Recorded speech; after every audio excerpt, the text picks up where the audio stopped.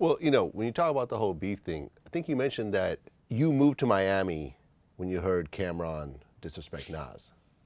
You just said, I can't do New York I anymore. mean, every crackhead, they take that last pull and then they go sober. You know what I mean? So that was the last piece of crack, New York crack for me. I was in my house in Jersey and I was listening to Hot 97 and they said they was gonna smack the kufi off of that was I had it. You know what I'm saying? So New York went from being everybody helping each other, pretty much like the South does.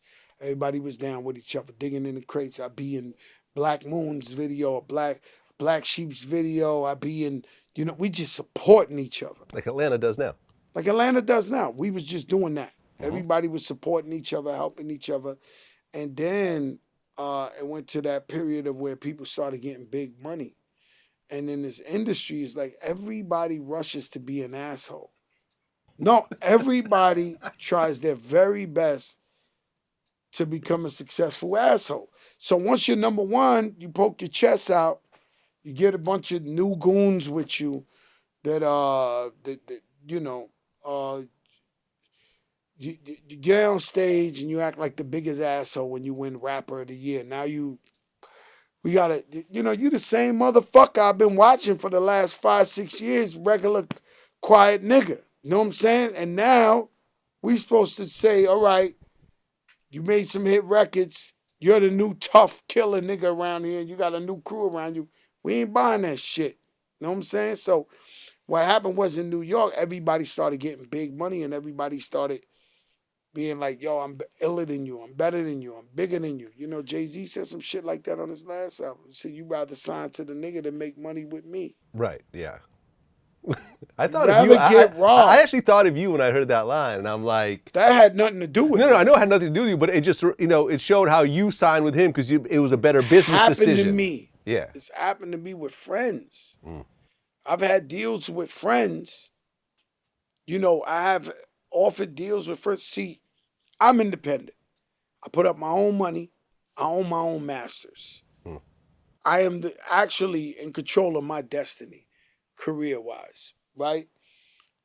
So when I take a friend I love, say a Boogie, and I tell him before he signs to Atlantic, I'm telling him, yo, I could hook you up with the plug. You own your own masters. You own your own destiny. These guys ain't gonna do what you could do for yourself. You got the whole system right here, and he still signs to them. And then I don't know what his contracts is or whatever the case may be, but I know he don't own his own masters. I know that he can't do exactly what he wants. I'm just saying A Boogie as an example. Same thing has happened to Khaled. You know what I mean? I signed a deal. I'll tell you. You want the bullshit? I'll tell you the bullshit. I did a deal with E1 and with Allen when I did. I was supposed to do something with E1 with Allen. I think the Dark Side album. I own my own master. I own this, I own that. So when I did the deal with them, nobody knew you could get a deal like this. I go and show the paperwork to Khaled, my brother, who's about to sign a new deal with these niggas. I'm like, yo, you want me to negotiate the deal? Because I get you your own master. Nah, I can take care of it from here. I got my own, I know how to do it. This is my brother dealing with the same people. I know he didn't get a better deal than what I got. You understand? And then all I do is win comes out. Biggest song in history. He could have owned that master Right. had he listened to Fat Joe. You see? So sometimes that's what Jay-Z talking about. So sometimes, you try to put your people on to shit, and they sometimes for some reason because maybe you're their people, they feel like, I don't know.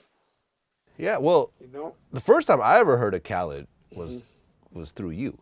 Of course. You were the one that introduced, I feel, the hip hop world to Khaled. That's And a fact. I remember you had mentioned something like it was one of your interviews where people were looking at him as a DJ, and you're like, this ain't a DJ, this is like the best thing ever right here. Like, Fat Joe on steroids. Fat Joe. That boy, I knew, man. He was a special guy, man. I'm so blessed to have had him as a little brother, man. Just being with me all the time, and he pushed me to do things I wouldn't have done. Like I wouldn't have went and chased Eminem to get on the Lean Back remix.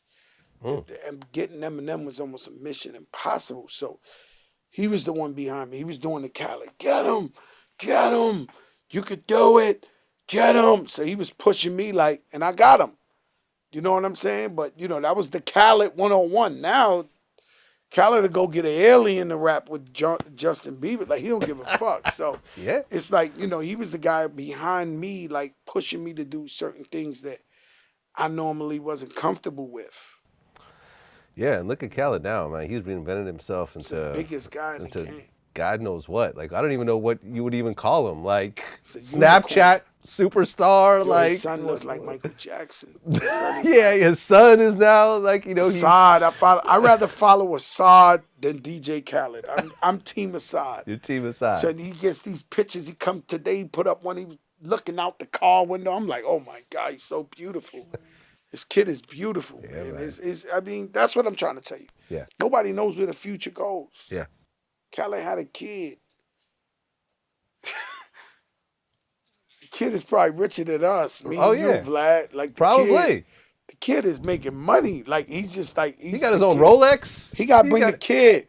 So when Khaled comes to something that I throw an event, I'll be like, yo, don't come if you don't bring the kid. I seen a meme and it said, I ain't never seen Assad crying anywhere. That must be some poor baby shit. Yo, I never seen Assad cry. That's what I'm saying.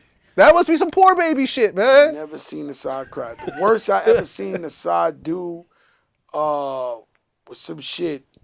My daughter, you know, my daughter's his god sister. So she tried to get his attention. He was like, no, that's the only time I ever seen that. Like, this kid is like the perfect kid. He just said no for a second. Like, that's it. Other than that, he's smiling, laughing at everybody, running around. Like, you know, that's where strong parenting comes in, man. You know, don't matter where you start from. If you love your kids and you on your kids and you show them so much love and attention, they know when they loved. You know what I mean? Even people, just relationships and everybody.